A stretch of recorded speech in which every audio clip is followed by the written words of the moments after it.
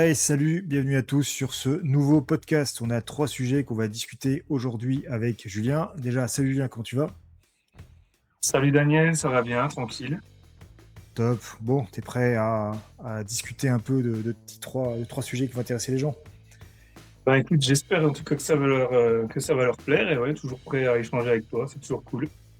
Voilà, si ça leur plaît pas, de toute façon, ils ont qu'à se casser et arrêter de regarder. Et pour les gens que ça plaît, c'est bien. Et en tout cas, que ça intéresse, ça va donner des tips pour évoluer avec leur chien. Donc, on va déjà pas perdre de temps à discuter de banalités que les gens s'en foutent. Parce que les gens veulent des infos. On va vous donner les infos, c'est bon, calmez-vous. Allez, première, les différents drives. Ok.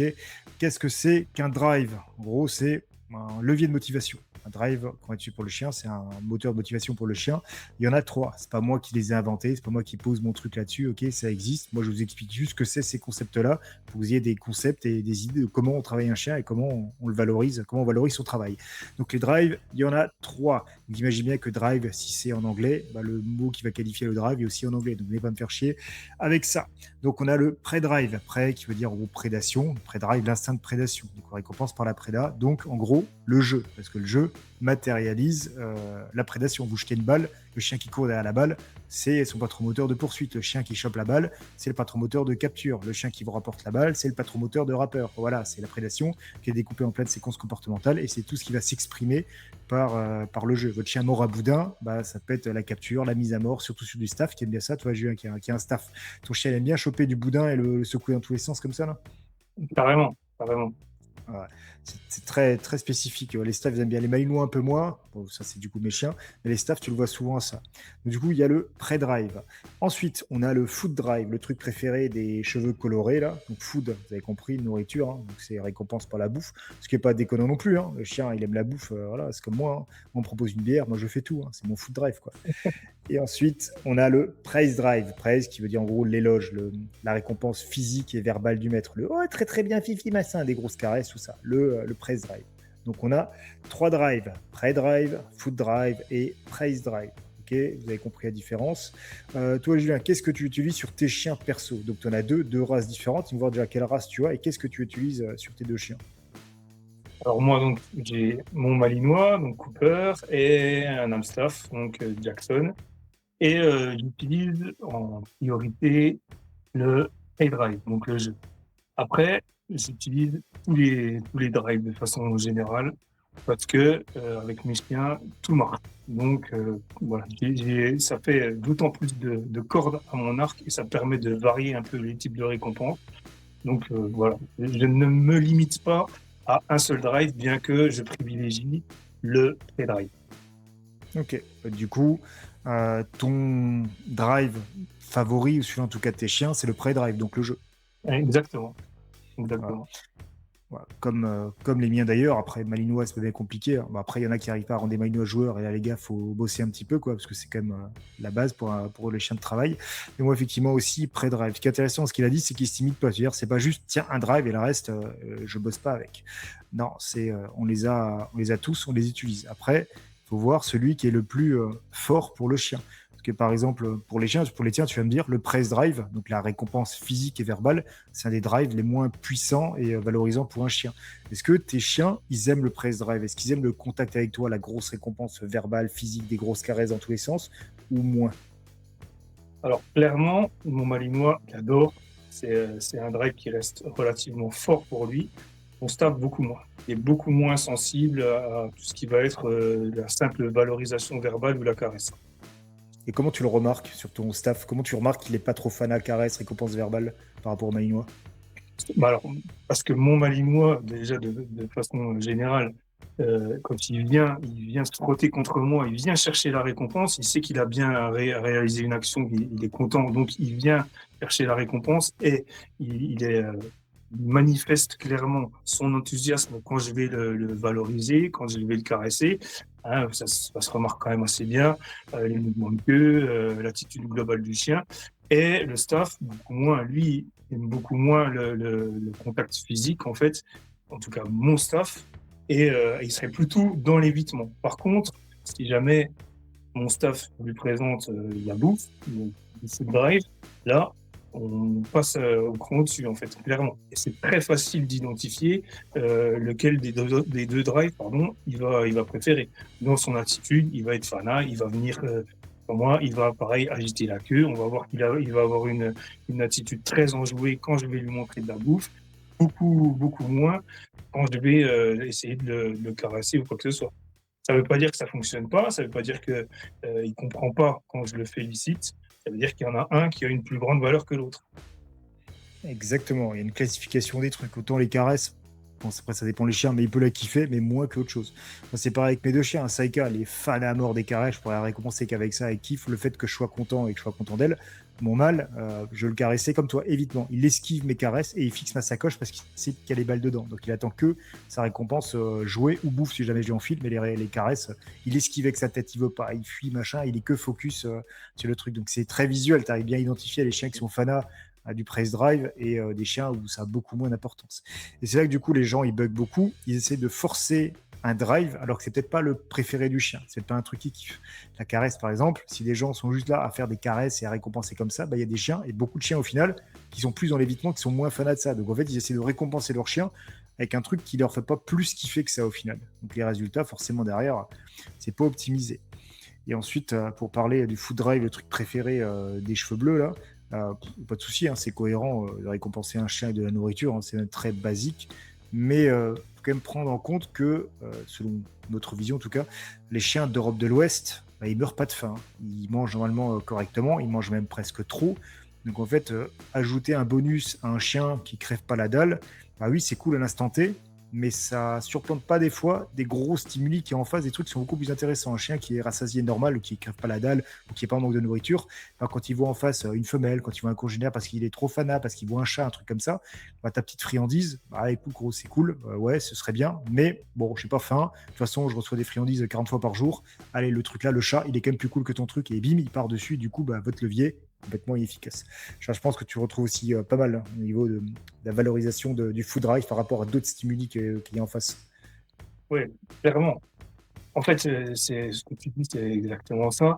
Moi, il y a une seule situation où j'ai remarqué que le food drive, c'était vraiment la récompense ultime. C'était pour une petite chienne qui avait été trouvée en refuge, en fait, et qui, visiblement, avait été abandonnée très jeune et qui avait dû se débrouiller pour trouver de la nourriture. Donc, elle avait construit son rapport au monde en ayant la nourriture comme source vitale première, en fait. Elle n'a pas été nourrie par des humains de façon normale. Donc, c'est devenu un objet ultra important pour elle. Forcément, là, au niveau récompense, on était au top de ce qu'on pouvait lui proposer. Mais de façon générale, comme tu dis, le food drive, c'est un drive qui peut être intéressant, mais c'est pas en tout cas celui qui apportera le plus de résultats, en tout cas qui sera la récompense ultime. Moi, j'aime bien C'est clair. utiliser, Vas-y. excuse-moi, j'aime bien utiliser le food drive, par exemple, pour des récompenses à l'instant T au cours d'un exercice. En gros, on va valoriser très fort avec un pace drive un pré-drive, pardon. Donc le jeu, la fin de l'exercice, une fois que l'exercice sera complètement fini et validé par le chien, mais toutes les étapes intermédiaires qui, avant la concrétisation finale de l'exercice, peuvent être valorisées donc par un food drive, une petite croquette qui tombe. Voilà, tu fais ça, c'est bien. Allez, on continue. Tac, une petite croquette. Voilà, c'est bien, tu as réussi. On continue. Tac. Et à la fin, voilà, super, mon gros. Là, tu as ta grosse récompense. Ça fait comment dire, une récompense qui va un peu crescendo. Motive le chien tout au long avec des récompenses qui peuvent être de valeur moyenne supérieure, et à la fin avec une récompense qui sera donc très importante, très appréciée par le chien. Non, très bonne péda, ouais. Et du coup, je reviens sur ce que tu as dit sur la petite chienne là, qui avait été trouvée dans un refuge. Ça tombe bien parce que du coup, je vais en discuter aussi de ça par rapport au food drive. J'ai noté aussi que tous les chiens qui viennent d'Europe de l'Est, parce que là, j'ai parlé Europe de l'Ouest, donc les chiens qui sont nourris correctement, Europe de l'Est, il y a beaucoup de chiens errants, notamment la Roumanie, où il y a beaucoup de gens qui importent des chiens roumains.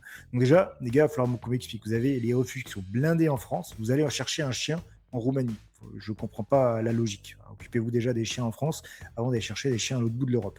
Bref, ces chiens-là, en général, pour savoir comment ça fonctionne là-bas, ils sont souvent dans la rue, à vivre en meute de chiens, et du coup, à crever la dalle, à devoir galérer pour trouver à bouffer, et que c'est réellement quelque chose, un moteur puissant. C'est vraiment une dynamique puissante dans leur vie de trouver la bouffe et gérer le truc. Donc ces chiens-là, quand vous les récupérez en France, là, le food drive, il est puissant. Parce que ces chiens-là, comme le chien de refuge que tu as cité, là, c'est un très bon exemple.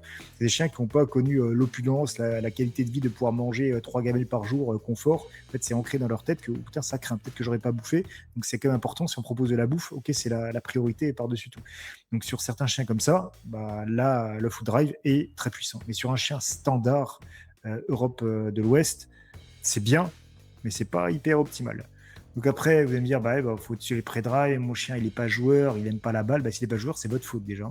Tous les chiens sont joueurs. Tous les chiens, ils sont tous déjà chasseurs de base, c'est un prédateur. Et la balle ou le jeu est censé matérialiser une action de chasse.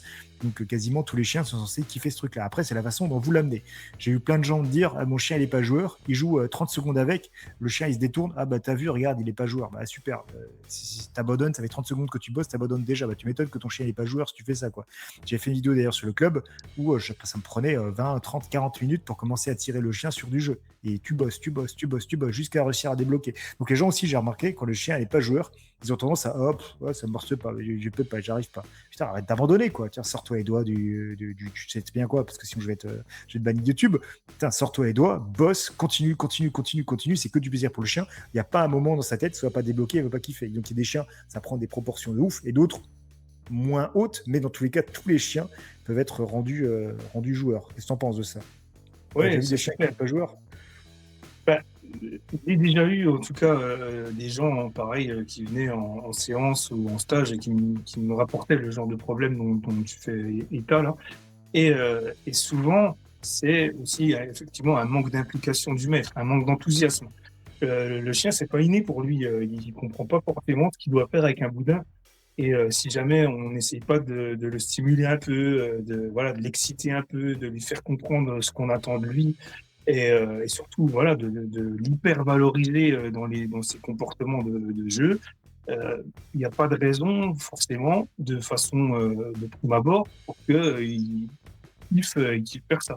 Par contre, s'il voit que le maître s'implique dedans, s'il voit que le maître met beaucoup d'enthousiasme, que c'est un moment agréable de partage avec le maître, en plus ça lui permet au chien de se défouler, de défouler ses instincts, là on peut vite obtenir quelque chose d'hyper stimulant et d'hyper gratifiant pour le chien, quoi.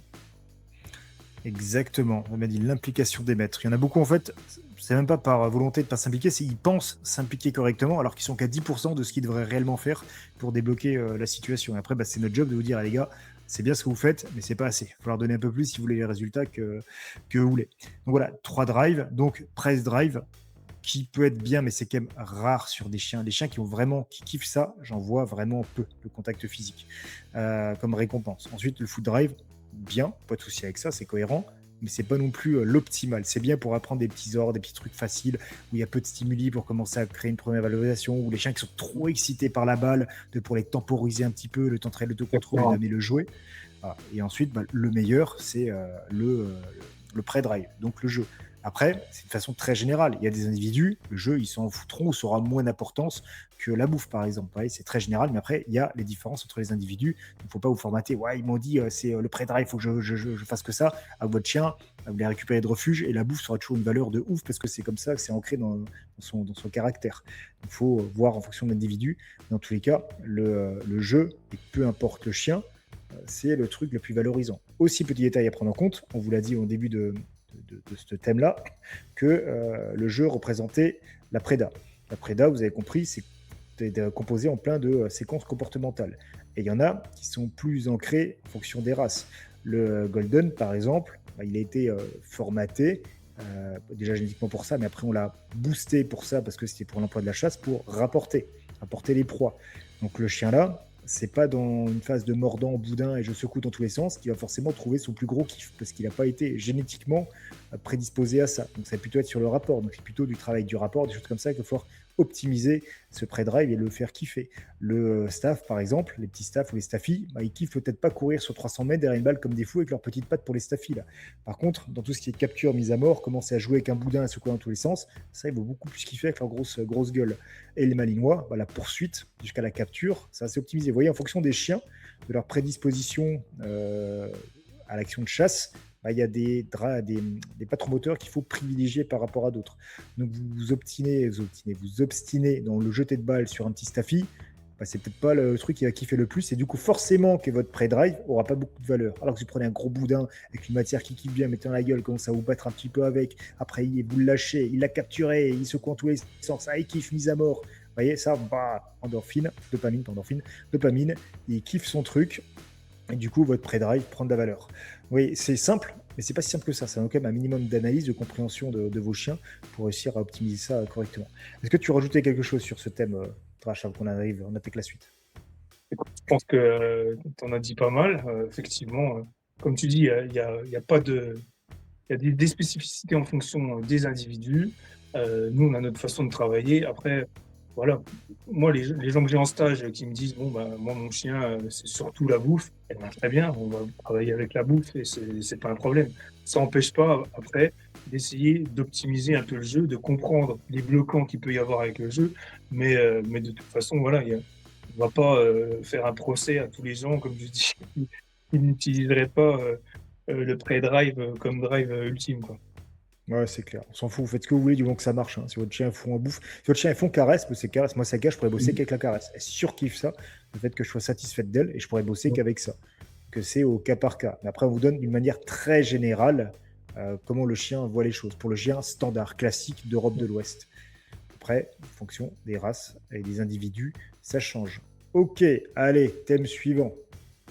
Voilà. L'importance de la conduite en laisse.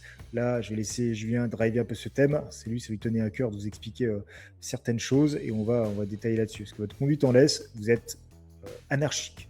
C'est laborieux pour beaucoup et ça a des impacts sur votre vie au quotidien et surtout sur ce que vous donnez et vous transmettez comme information non verbale aux chiens.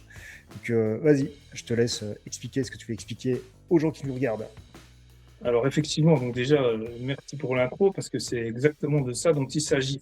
Au-delà donc la conduite en laisse, au-delà du tirage en laisse qui va être désagréable et qui va créer donc voilà des douleurs à l'épaule, au bras, qui va rendre les balades extrêmement pénibles pour le maître notamment.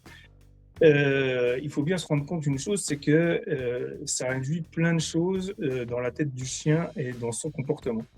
Je m'explique, c'est-à-dire qu'il y a des gens donc qui viennent en stage, hein, on va parler encore une fois de terrain, parce que c'est quand même le cœur de notre métier, le terrain. Il y a des gens qui viennent en stage et qui ont des problèmes de réactivité, on va parler par exemple réactivité congénère, et quand on analyse un petit peu le comportement du chien, c'est par exemple un chien qui va avoir du mal à gérer ses émotions, donc qui va être plutôt, on va dire, réactif par frustration. Et on se rend compte aussi que la conduite du maître, elle est bancale, pour le dire gentiment, c'est-à-dire que, en gros, c'est plutôt le chien qui drive le maître, c'est plutôt le chien qui promène le maître que l'inverse.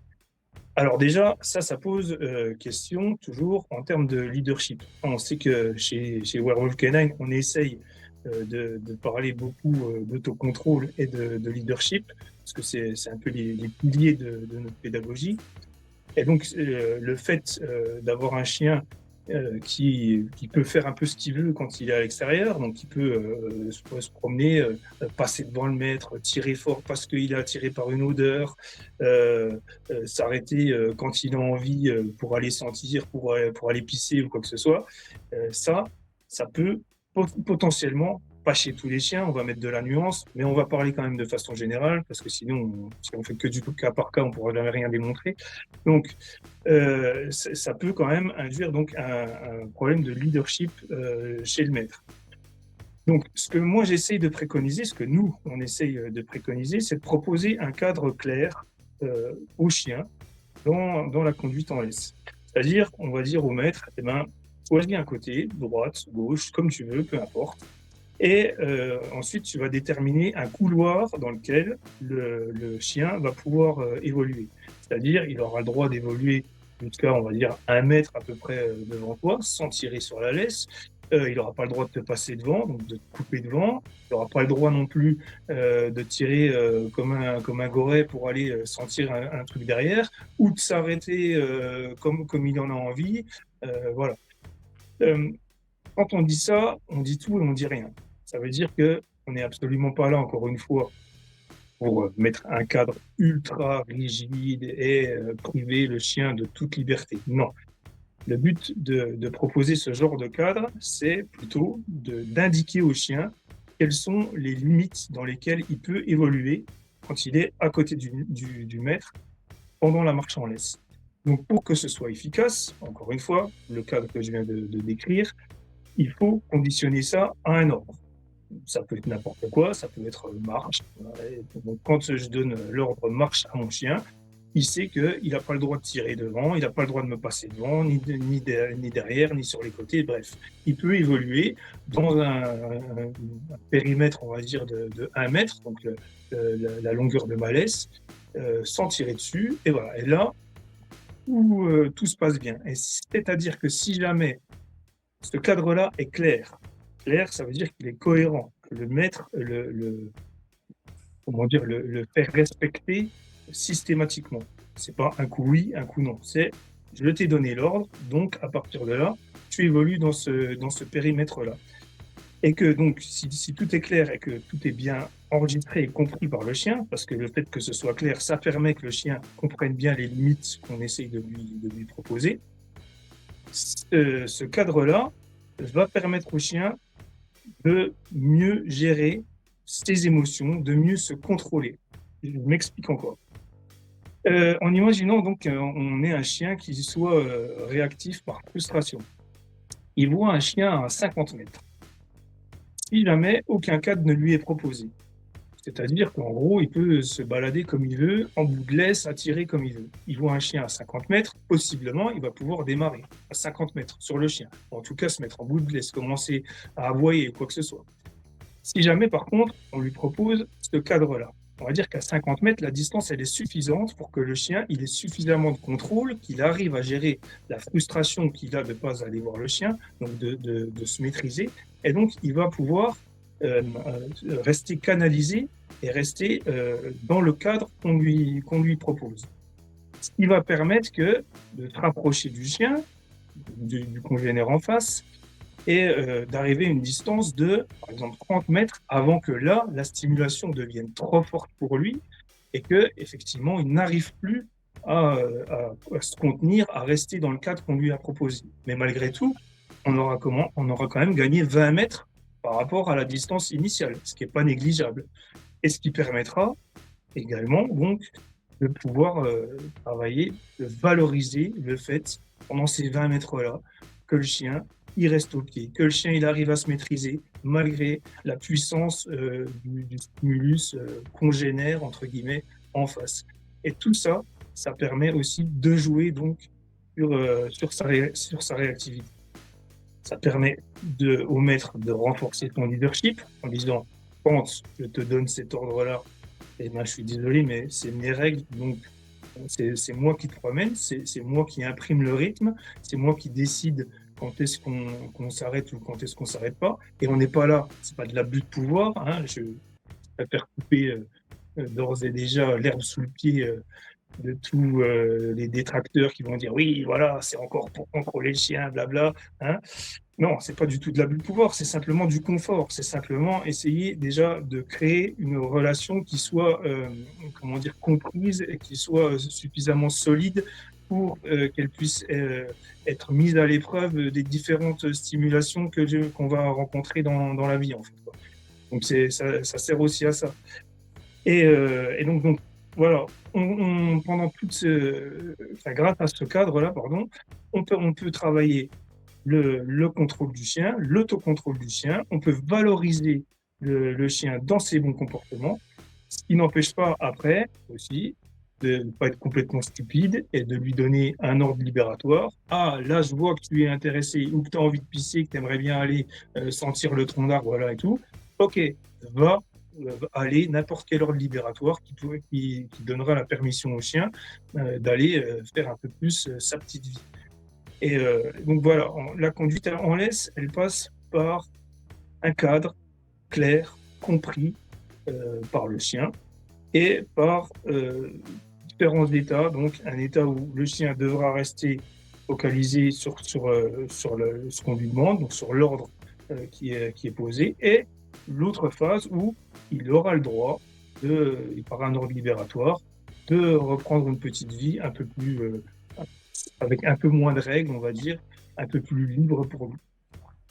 Est-ce que c'est quelque chose que toi, tu entends aussi et que tu préconises aussi dans Non, ta c'est nul à pratique? chier. Non, c'est nul à chier, je ferai jamais ça. Ouais, Voilà, bim, cassage de crédibilité. Non, mais oui, oui, complètement, évidemment, évidemment. Ouais, mais c'est vrai qu'au début, quand tu as parlé de comment les gens, comment le chien drivait le truc, je vois bien l'image, ouais, exactement. C'est le chien passe dans tous les sens, passe devant, font vraiment leur life complet. Et les gens, ils demandent comment je fais. Bah, déjà, commence par t'imposer, par ton attitude, et par arrêter de te faire souiller par le chien qui part dans tous les sens, qui fait autour de toi. Tu arrêtes pas de changer ta main de laisse et tout. Tu laisses tirer dans tous les sens. Et à un moment donné, tu es derrière la laisse, bah, tu vas gérer la conduite, quoi. Donc ça veut pas dire qu'il faut défoncer le chien. Dire que tu lui fais comprendre par un cadre, bah, ça, tu vas arrêter de le faire. Tu vas arrêter de passer devant moi. Comme tu l'as dit, hein, tu structures, tu fais un truc clair, cohérent.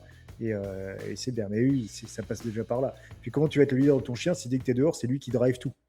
Il choisit ce qu'il veut faire, ce qu'il a accès, et toi derrière, tu te soumets c'est pas le bon mot, vous avez compris le truc, tu te soumets à ce que lui veut faire. C'est lui le patron, il drive tout, il gère tout, il lit tout, et toi tu suis derrière. Donc déjà, tu es un suiveur.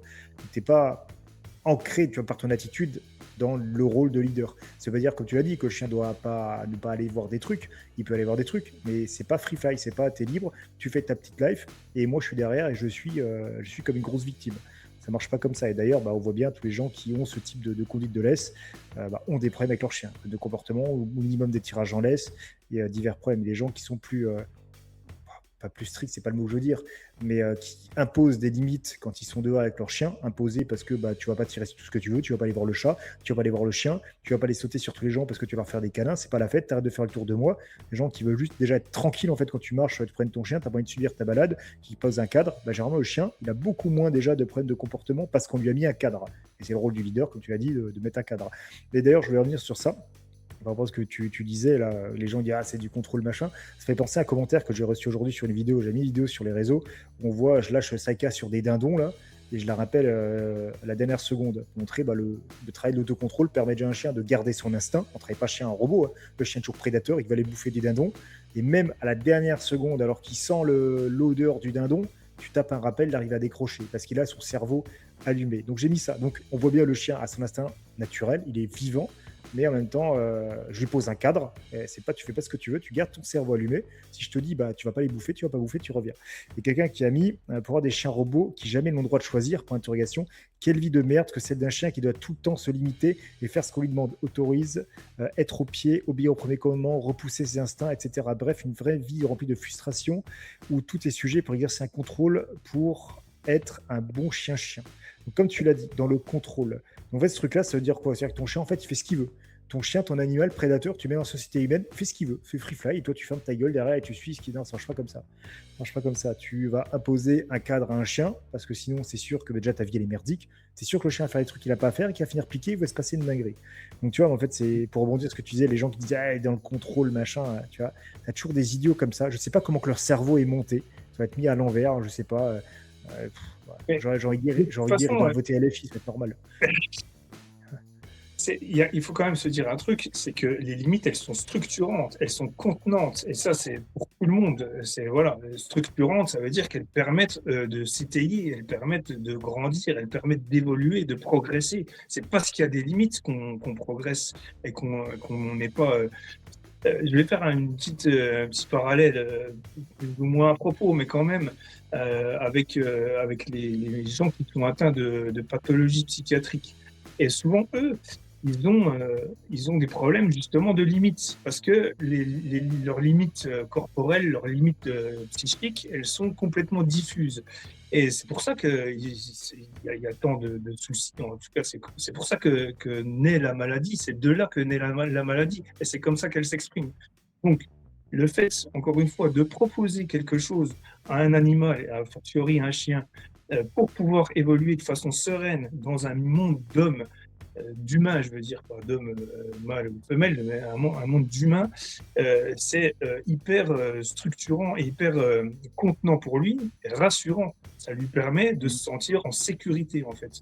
Je sais Exact. quelles sont les limites, je sais comment je vais pouvoir me débrouiller dans tout ça parce que mon maître me l'a appris.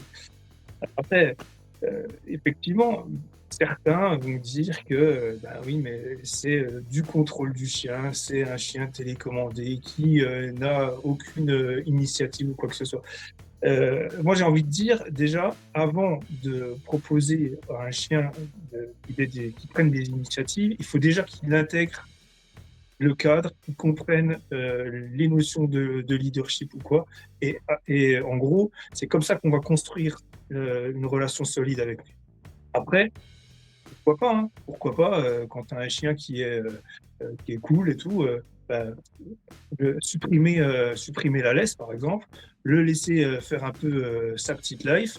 Du moment qu'il y a suffisamment de rappels pour qu'il ne se mette pas en danger, du moment qu'il ne va pas aller faire n'importe quoi avec les chiens qu'il va croiser, qu'il va être capable de gérer ses instincts et ses frustrations, il n'y a aucun problème là-dessus. Et là, après, on peut très bien le laisser pisser quand il a envie de pisser, le laisser tracer, enfin voilà, faire un peu plus sa life, parce que le cadre, le leadership, tout ça, ce sera bien intégré pour lui, quoi.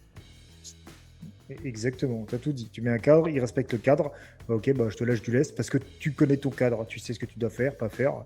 Et ça se passe très bien. Et de toute façon, les gens qui te sortent ces genres d'âneries, c'est du contrôle, c'est machin. En fait, c'est des gens, il n'y a rien à en tirer, hein. C'est les premiers à dire ah, la police, c'est fasciste parce qu'ils arrêtent un enculé et ils le foutent dans la voiture de police, tu vois. C'est les premiers à dire ah, les pédos, ah, ils sont pas si méchants, on va pouvoir les rééduquer, ça va bien se passer, tu vois. En fait, c'est les mêmes gens qui ont ce type de mentalité. En fait, il n'y a rien à en tirer, tu vois. Tu pourrais essayer de détailler, d'expliquer. Ils sont bêtes. Juste ça, en fait, ils sont bêtes. Ils ont le cerveau qui est monté à l'envers. Il n'y a aucune logique, aucune compréhension des choses. Et ça ne marche pas. Tu vois. Déjà, quand je dis, quand tu vois des gens qui arrivent sur les médias et qui disent oh, celui-là qui a violé plusieurs fois un bébé, ah, bah, faut lui comprendre que la prison, c'est pas la solution. Il faut juste s'assurer que quand il sortent, il recommence pas. Non, non, non, non, non. Faut le mettre sur l'échafaud. Faut le faire comme dans certains États américains, peloton d'exécution et terminé. Terminé. Tu vois. Et bah, tu vois, tes cerveaux sont pas actionnés comme nous. Tu vois. Donc, en fait, genre, voilà, c'est juste Oui, en fait, notre travail. Je finis juste avant de te laisser la parole, excuse-moi. Notre travail, en fait, c'est que des gens qui sont vierges de toute idéologie ne tombent pas par ces discours-là, dans ce truc-là de ah oui, ils ont raison, c'est du contrôle. Ok, non, je dois pas faire ci, je dois pas faire ça. Tu vois. En fait, les gens qui sont de bétonnés de c'est du contrôle, c'est de la merde, machin, ceux-là, ils sont perdus, il n'y a rien à en faire. Et les gens nouveaux là-dedans, qui n'ont pas d'idéologie, qui n'ont pas de connaissances, c'est les aspirer vers la bonne mentalité qui ne tombent pas dans ces idioties. Excuse-moi, je t'ai coupé, tu veux dire un truc. non, pas de souci, mais c'est aussi tellement plus facile, j'ai envie de te dire, tu vois, de dire, moi, je respecte les instincts de mon chien, et ben, mon chien, il est comme ci, il est comme ça, et je fais avec et tout. Ok, bah après, ça dépend de ta vie, tu vois, ça dépend aussi de tes contraintes personnelles. Je suis pas sûr que si jamais tu laisses tous les instincts de ton chien s'exprimer quand tu arrives, quand tu habites, pardon, en plein Paris, ce soit la meilleure façon d'avoir un chien qui soit épanoui et puis qui soit respectueux de l'environnement dans lequel il évolue, quoi. Donc après, chacun se débrouille. Moi, j'ai envie de te dire, tu penses ça, pense ce que tu veux. Viens pas trop nous casser les couilles avec ta morale, par contre, parce que ça va 5 minutes. Et ce que nous, on essaye de proposer, en tout cas, c'est quelque chose dans lequel on croit, dans lequel on remarque qu'on a des résultats. Encore une fois, moi, il y a beaucoup de stages où, à partir du moment où on commence à poser un cadre, à mettre une marque en laisse qui est plus cohérente, ça canalise le chien et ça fait réduire déjà son taux de réactivité. Sans rien actionner d'autre, sans mettre en place un quelconque protocole, jamais déjà on est cohérent dans le cadre qu'on propose aux chiens, et il y a déjà une bonne partie de la réactivité qui peut s'atténuer, quoi. Exact. Après, pour le reste, Ex- voilà, hein. Chacun son avis. Ouais, ouais. Mais leur avis pourri, on s'en passe. C'est comme tu as dit, leur morale, gardez-la. En fait, tu me disais, bah oui, ça dépend de la vie de chacun, mais en sachant que la plupart du temps, ils habitent dans des ZAD et ils jettent des cocktails sur la police, que leur chien chasse pas le chevreuil, ils s'en foutent un peu, tu vois. Donc, Voilà. voilà, la vie de chacun. Mais pour les gens évolués avec un cerveau et une moralité comme nous, et comme la plupart des Français, bah oui, on aime bien qu'un chien, bah, il ne veut pas déclencher sur tout ce qui bouge, qu'il soit un minimum obéissant et qu'on puisse profiter de notre vie. Et du coup, le chien aussi profiter de sa vie parce que bah, il a un cadre, comme tu as dit, rassurant, il fait sa petite life là-dedans et tout se passe bien. Exact. Donc, pour résumer, en gros, votre attitude dans la conduite de votre chien quand vous l'avez en laisse veut dire beaucoup de choses pour votre chien. Donc, c'est important d'en avoir une propre, structurée, qui mette un cadre au chien. Ça veut dire qu'il faut mettre des sacs à tous les 45 secondes, hein, mais il faut mettre un cadre. Ok. Quelque chose à ajouter encore là-dessus, Julien? Bah, écoute, a priori, on a tout dit. Si jamais il y a des gens qui ont des questions, ils pourront les poser en commentaire sous la vidéo. Et puis, on va essayer Exact. d'y répondre en tout cas. Ok. Allez, dernier petit sujet qu'on va attaquer. Le malinois, c'est facile, c'est easy. Tout le monde a un malinois, tout ce Tellement. qu'on fait avec, c'est facile, il est programmable en 2 secondes. Voilà, il faudrait mieux essayer avec tel ou tel chien. Je vois tout le temps, et je pense toi aussi, et sous tes vidéos, quand on montre des trucs qu'on fait avec nos chiens, parce que bah, c'est ce qu'on applique chez nous. En fait, la vitrine, c'est nos cabots. Si vos cabots, ça va rien faire, ils sont éclatés, qui on est pour travailler sur les vôtres, en fait. Donc ça aussi, messieurs vous éducateurs, vous voyez que leur gueule sur les réseaux à se filmer, à faire des pauvres trucs théoriques et pas montrer leurs chiens, c'est peut-être parce qu'ils sont nuls au final, hein. Donc nous, on montre le travail qu'on fait avec nos chiens. On a tout le temps des commentaires. Ouais, c'est facile avec un malinois, et c'est plutôt avec un braque, avec un teckel, avec je sais pas quoi, un husky, toujours les mêmes trucs. C'est facile avec un malinois. Donc ici, vous êtes beaucoup à nous suivre et vous avez des chiens de travail et pas mal de malinois, de berger allemand, de berger, chiens de berger. Est-ce que vous, mais dites-moi en commentaire, est-ce que vous trouvez que c'est facile? Est-ce qu'un malinois, c'est facile? Ou un chien de travail, c'est facile? Je vais donner après son explication là-dessus. Je veux dire, en fait, il n'y a pas besoin de chercher très loin. Vous êtes dans n'importe quel refuge, regardez les races qui sont les plus présentes. Si c'était tellement facile, pourquoi est-ce que certaines races, dont celle-là, seraient surreprésentées en refuge? Si tu visais de donner 2-3 croquettes, jeter la balle et donner des codes et que le chien est programmé en 2 secondes, pourquoi est-ce qu'il y a tellement de problématiques aujourd'hui avec le malinois à tel point qu'il y a des échos qui disent que le chien peut être catégorisé aussi. Bon, c'est pas près d'arriver, ça peut l'arriver comme les staffs, mais voilà. Donc c'était un chien tellement easy, hein. Vas-y Julien, dis-moi ce que tu veux dire là-dessus. Bah déjà, en fait, ce qui est, tout est toujours, je vais faire un petit aparté, mais tout est toujours, comment dire, paradoxal. C'est-à-dire que, voilà, en gros, il y a des gens qui vont dire, ouais, c'est tellement facile, vous avez des malinois et tout. Puis dans le même temps, tu as d'autres gens qui vont dire, ouais, mais tu montres ça sur les vidéos, et donc du coup, il y a plein de gens qui vont vouloir acheter un malinois et faire la même chose. Ah, les gars, faut savoir quoi. Si jamais c'est si facile que ça, bah pourquoi ce serait un problème que tout le monde veuille un malinois et pourquoi tout le monde ne fait pas la même chose alors quoi? C'est là. Ouais, grave. Bon, bref. Ce qui est intéressant en fait, quand on connaît un peu les chiens, moi j'ai eu quand même plusieurs chiens dans ma vie. J'ai eu Rottweiler notamment, j'ai eu mon staff, etc. Et quand j'ai eu mon malinois, j'ai dû changer de vie, en fait, clairement. J'ai dû vraiment faire des efforts, revoir mon fonctionnement avec les chiens, notamment en termes de sortie, notamment en termes d'entraînement, de tout ça. Et rien que ça, déjà, c'est difficile. C'est-à-dire que si jamais quand tu as un malinois, il faut quand même revoir des exigences et pas dire ah oui, bah, j'ai eu 2 labradors avant, je vais tenter le malinois parce que j'aime bien, parce que j'ai regardé des vidéos de werewolf et que je voudrais trop pouvoir le faire monter à l'échelle aussi. Et donc du coup, tu te dis bah, je vais en prendre un. Ah là, mon gars, tu vas tomber de haut, quoi, en fait, quoi, clairement. Parce que le malinois, ça demande une rigueur déjà. Je pense que voilà, une constance, une rigueur, beaucoup de temps, d'entraînement, de dépenses physiques et mentales pour que le chien s'épanouisse. Et ça, faut vraiment l'avoir à l'esprit. Et ça, c'est pas donné à tout le monde. Sinon, comme tu dis, il y aurait pas des chiens plein les refuges, quoi. C'est un peu de quoi je parle, hein. Les 2 races que j'ai, c'est les 2 races qui sont les plus représentées dans les refuges en France, quoi. Exact. Donc voilà, quoi. Après, il y a un truc aussi qu'il faut savoir avec le Malinois, puis je te laisserai poursuivre, c'est que le Malinois, c'est un chien qui est hypersensible aussi. Ça veut dire que c'est un chien qui est très focalisé sur son maître, en tout cas qui est très sensible à son environnement, qui est très sensible aux humeurs de son maître, au comportement de son maître, qui va analyser tout son environnement de façon très fine, qui va faire énormément d'associations. Et du coup, ce sera extrêmement facile de renforcer des choses qu'on ne souhaite pas renforcer parce qu'on fait des erreurs. Parce que on va le valoriser quand il fait un truc, et lui, dans sa tête, ça va tellement vite qu'il se dit: ah oui, là, il m'a valorisé pour ça, ça veut dire qu'il faut que je fasse ça. Alors que c'est peut-être absolument l'inverse de ce qu'on voudrait, quoi. Donc, ça nécessite précision, timing, bonne lecture du chien. Enfin, c'est vraiment très compliqué pour moi. Pour moi, j'ai pas la prétention d'avoir vu et d'avoir possédé, moi, tous les chiens du monde, mais je trouve que ça reste quand même une race qui est très pointue, quoi. Ouais. Et chaque erreur, tu la payes très vite. Et ils ont des prédispositions à l'agressivité aussi assez rapides parce qu'ils ont été sélectionnés depuis des générations pour le travail. Donc, Exactement. soit au sport, soit les unités spécialisées ou l'armée, la police, machin.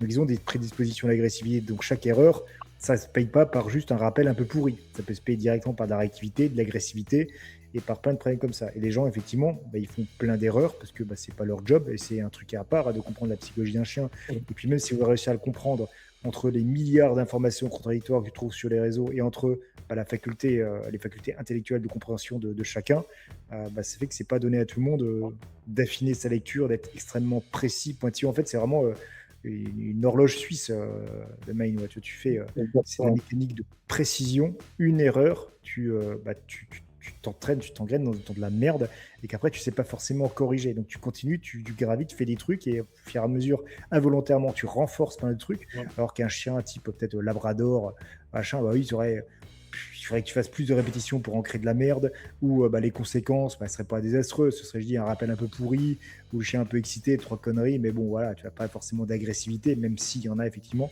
mais sur des chiens de travail, voire même autres que Malinois, border, berger australien, des trucs très mignons, ça peut juste vite devenir mongol, parce que ça a le cerveau aussi qui fonctionne à 200 à l'heure, et si on a un mauvais timing, si on fait des mauvaises associations, involontairement, ou qu'on laisse le chien faire ses propres associations en écoutant les éducs positifs que dit oh laisse faire, ça va lui passer, alors que pas du tout, il va s'auto-renforcer et tu vas vivre l'enfer après.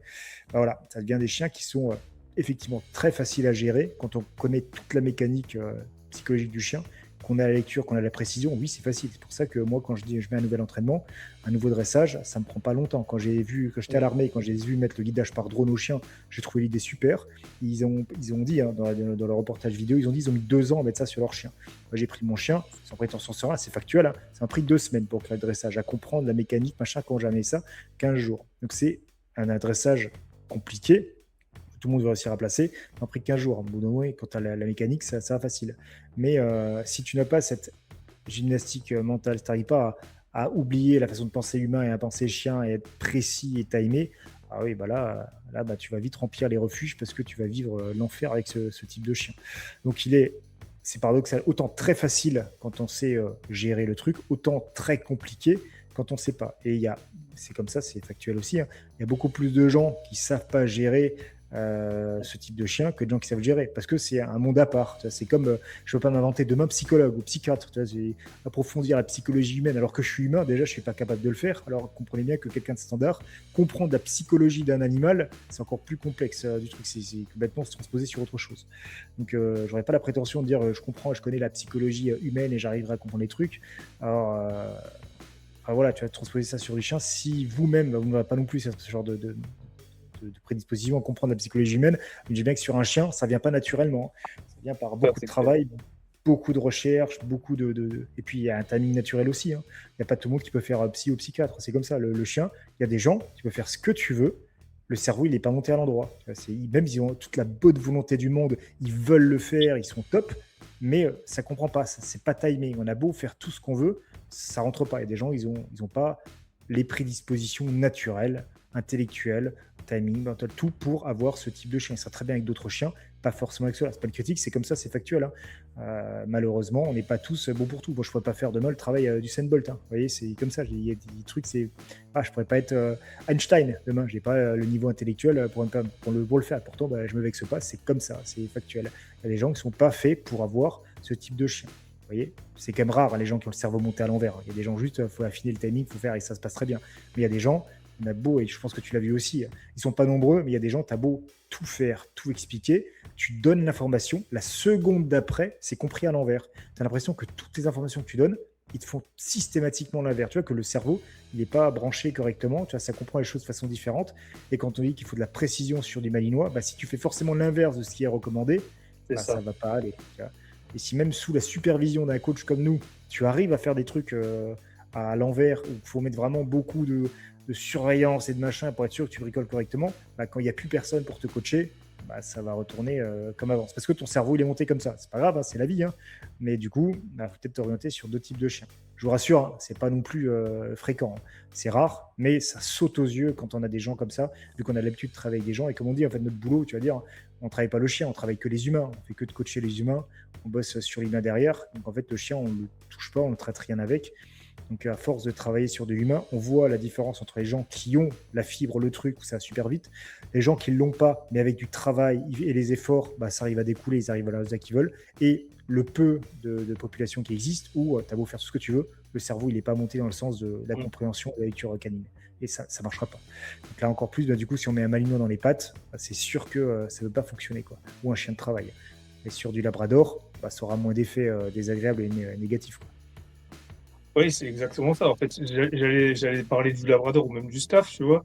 C'est sûr que un staff, mon staff en tout cas, pour parler du mien, je connais un petit peu la race quand même, de façon générale, ça va pardonner beaucoup plus facilement les erreurs, entre guillemets, parce que le chien sera, comment dire, il sera moins sensible, il fera moins d'associations, voilà, ce sera plus facile, entre guillemets, d'être un peu moins précis dans ce qu'on va lui demander et puis d'arriver à avoir un résultat qui sera globalement correct que un malinois, ou si on reprend exactement les mêmes méthodes d'éducation, ça risque vite de poser problème en fait, quoi. Le malinois, il ne tolère pas d'approximation. L'approximation, ça engendre forcément un moment, un trouble quelque part. Alors un trouble plus ou moins grave, hein, trouble ça ne veut pas forcément dire réactivité plus ou quoi, mais ça peut être des petits bugs, ça peut être des petits trucs qui vont en tout cas ne pas donner les résultats attendus et qui peuvent potentiellement en plus être comment dire, déstabilisantes pour le chien. Parce que vu qu'il fait énormément d'associations, vu qu'il fonctionne, voilà, et que son cerveau va vite, comme tu le disais, si un jour on dit blanc, puis que le lendemain on dit beige, puis que le lendemain on dit gris, mais que tout ça dans notre tête, ça veut dire juste blanc, pour le chien, ce sera pas clair. Donc, si jamais c'est pas clair, ça veut dire que potentiellement le maître il n'est pas fiable. Et ça peut aussi générer après voilà, des petits soucis au niveau de la compréhension, du leadership, encore une fois. Voilà. Et c'est pour ça que c'est hyper important avec ces chiens-là d'être le plus précis possible et le plus cohérent, en fait. Et après, je te rejoins dans ce que tu disais, hein, effectivement, il y a des gens sans critique aucune, mais pour lesquels un malinois, ça va être un peu trop compliqué. En tout cas, ce ne sera pas adapté à leur compréhension du chien, à leur mode de vie, à leur façon de concevoir un chien. Comment est-ce que je souhaite intégrer un chien dans mon cercle familial? Qu'est-ce que j'attends d'un chien dans mon cercle familial? Voilà. Et du coup, en fonction de ces attentes-là, de ces objectifs-là, est-ce que le malinois, c'est une bonne solution ou pas? C'est vraiment des questions qu'il est important de se poser, quoi. De la même Exactement. façon, je terminerai juste là-dessus. Euh, j'en parlais encore il n'y a pas très longtemps donc avec quelqu'un qui était venu me voir en séance. Et je vois que il récompense son chien, en fait, bref, à un moment X, il récompense son chien. Et donc, je lui pose la question, qu'est-ce que tu récompenses là? Et donc, la personne me dit, le fait qu'il ait fait ci ou ça. Et je lui dis, mais est-ce que tu es sûr dans la tête de ton chien que c'est vraiment ça qu'il comprend à ce moment-là? C'est pas parce que toi, dans ta tête, tu valorises quelque chose qui est clair pour toi que dans la tête de ton chien, ce sera exactement la même chose, que tu valoriseras la même chose. Donc si déjà il peut y avoir un bug au départ de façon générale, imaginez bien que si vous faites ça avec un malinois, c'est plié. Il y a une chance sur deux de récompenser un truc de merde, en fait, quoi. C'est clair. C'est clair. C'est exactement ça. J'aime bien. Entre votre conception et votre compréhension et celle du chien, il y a des fois un monde, hein. Vous pensez faire les choses bien, alors vous faites de la merde. Que- Et du coup, il y a des conséquences directes à. Ouais, après, c'est pas votre faute, hein. Voilà, mais Bah non, faut après, vraiment faut penser chien, se mettre dans la tête du chien et pas penser avec une compréhension humaine. Et c'est là que c'est beaucoup plus compliqué. Mais de toute façon, c'est notre job et on est là pour ça. Donc voilà. voilà, mettez-nous en commentaire ce que vous avez pensé de ce petit podcast et mettez également des sujets que vous voulez qu'on traite si jamais il y en a qui vous intéressent. On traitera tout ça. Je vous rappelle qu'on a nos stages qui sont résultats ou remboursés. Je crois que personne en France propose ce truc-là. Donc soit vous avez ce que vous êtes venu chercher, soit vous récupérez votre argent. Donc personne vous proposera ça ailleurs que chez nous. Tellement on est serein dans notre pédagogie de travail et dans les résultats qu'on a eus jusque-là. Donc voilà. Sur ce, bah, nous, on va vous laisser. On a d'autres choses à faire de notre vie que voilà, faire des podcasts, hein, on a du travail. Et voilà. Bon, bah, du coup, à plus tout le monde et à la prochaine. Ciao!